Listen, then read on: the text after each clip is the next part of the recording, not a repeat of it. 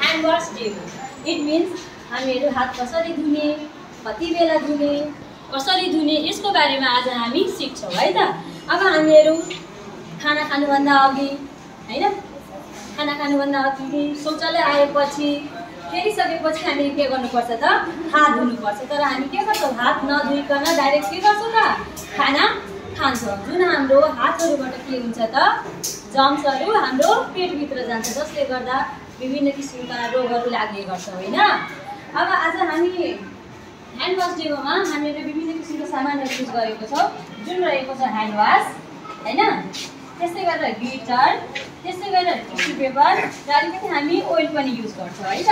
आज हामी सिक्छौँ कसरी हात धुनु, किन धुनुपर्छ त, त्यसको लागि हामी रमाइलो तरिकाबाट आज सिक्ने है त।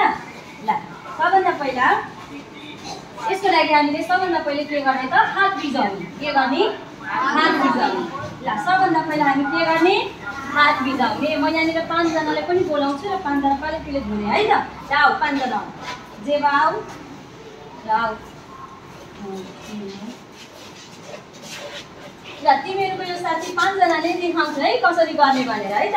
ल तिमीहरू धो, हात धो त पहिला। ल आज हामी यो हेर त, यहाँनिर मैले यहाँनिर ग्लिटर, यो के हो त, ग्लिटर हो, चम्की, चम्किलो भन्छ नि हो। यो ठ्याक्कै कीटाणु जस्तै हुन्छ हो कि होइन। अब यसलाई हामी हेर त युज गऱ्यो भने के हुन्छ, यो चारैतिर फैलिन्छ हो।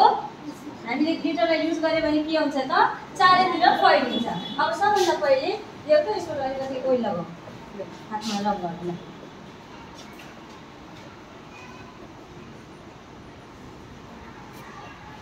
ओइल किन युज गरेको हामीले थाहा छ, किनभने ग्लिटर मजाले टाँसोस् भनेर हामीले यहाँनिर ओइल युज गरेको है त।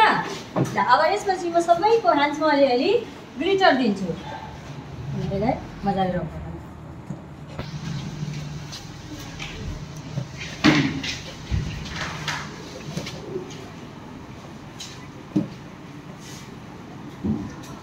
ल तिमीहरूको साथीले हेर त हातमा ग्लिटर लगायो होइन। अब यो ग्लिटर लगाइसकेपछि हामीले नर्मल वाटरले हामीले पानीले धोएपछि यो ग्लिटर जान्छ, हामी आज ट्राई गरौँ है, जान्छ कि जाँदैन। ल ओके ट्राई।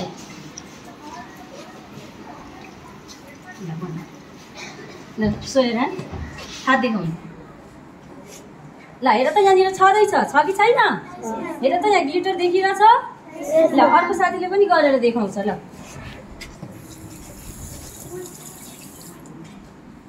हात देखाउने, छ ग्लिटर छ होइन। यसरी नै हामीले जब टोइलेट पछि आउँछौँ, खाना खानुभन्दा अगाडि हामीले हात धोएन भने हामीले के गर्छौँ, डाइरेक्ट नर्मल वाटरले हामी धुन्छौँ होइन, जसले गर्दा हामीहरूको हातको कीटाणुहरू राम्ररी जाँदैन र विभिन्न ठाउँमा के हुन्छ त, सर्दै जान्छ।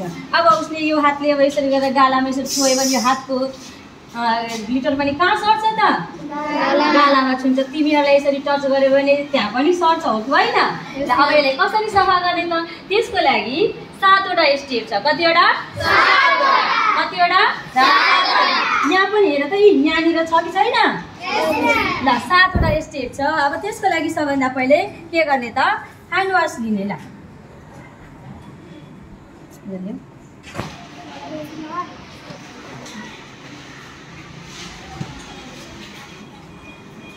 ल फर्स्ट स्टेपमा के गर्ने त, सबभन्दा पहिला हामीले ह्यान्ड वास लिइसकेपछि यसरी यसरी रब गर्ने। हेर त यसरी रब गर्ने, सबैजना रब गर्ने। ल फर्स्ट स्टेप हाम्रो यो, यसरी पनि गर्ने र यसरी पनि गर्ने। तिमीहरू पनि हातमा ट्राई गर्न सक्छौ, आफ्नो हातमा यतिकै पनि घरमा गएर ट्राई गर्ने। फर्स्ट स्टेप के हो त, रब गर्ने होइन, पाल्म टुगेदर यसरी गर्दा हामीहरू रब गर्ने। सेकेन्ड स्टेप हामीहरूको रहेछ यसरी गर्ने, दुवैतिरबाट गर्ने है। यो चाहिँ हाम्रो के छ त, के हो, सेकेन्ड स्टेप। कुन स्टेप हो, सेकेन्ड स्टेप। अब त्यसपछि के गर्ने त, इन्टरलक यसरी गर्ने।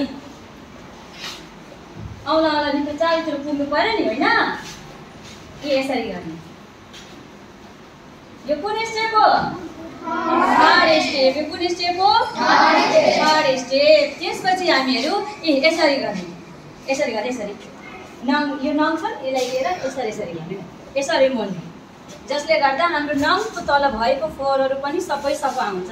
यसरी गर्ने, दुवै हातले गर्ने, दुवै हातले गर्ने है। यो कुन स्टेप हो? Fourth step. अब औँलालाई यसरी गर्ने, ल यसरी गर्ने र हातमाथि यसरी गर्ने, गोलो गोलो घुमाउने, फेरि अर्को हातले पनि यसरी गरेर गोलो गोलो घुमाउने। यो कुन स्टेप हो? फिफ्थ स्टेप भयो, फिफ्थ स्टेप। त्यसपछि हामीहरूले यो औँलालाई यसरी यसरी गर्ने, यसरी गर्ने, दुवै हात लिएर गर्ने है, दुवैतिर। ल यो कुन स्टेप हो? Sixth step. अब लास्ट स्टेप बच्यो होइन, सेभेन्थ। ल लास्टमा चाहिँ हामी यसरी गर्ने, यहाँनिर यसमा रब गर्ने, दुवै हात एकचोटि यता फेरि यता, यसरी गरेर हामीहरूको टोटल कतिवटा छ त? 7 स्टेप छ होइन।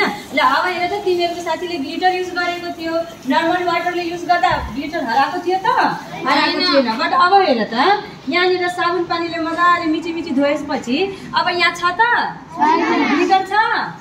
हो, यसरी नै गरेर हामीहरूले कम्तीमा 20 मिनटसम्म, 20 सेकेन्डसम्म, कति सेकेन्डसम्म? 20 सेकेन्डसम्म हामीहरूले मिची मिची गरेर के गर्नुपर्छ त? हात धुनुपर्छ, सफा गर्नुपर्छ। यसरी गरेमा रोगहरू, कीटाणुहरू सबै हाम्रो हातहरूबाट के हुन्छ त? निस्किन्छ, भाग्छ होइन। हो, यसरी गरेर यो 7वटा जुन आज मैले सिकाएँ स्टेपहरू सबै हामीले 7वटा स्टेप फलो गर्ने। तर तिमी के गर्छौ? टोइलेटबाट निस्क्यो, मजाले पानीले यसरी गर्थ्यो, धोइदियो, भयो, त्यसरी जान्छ त? गयो, ग्लिटर गयो? गएन। अब सबैजना यसरी गरेर फलो गर्ने है त। ल हस्।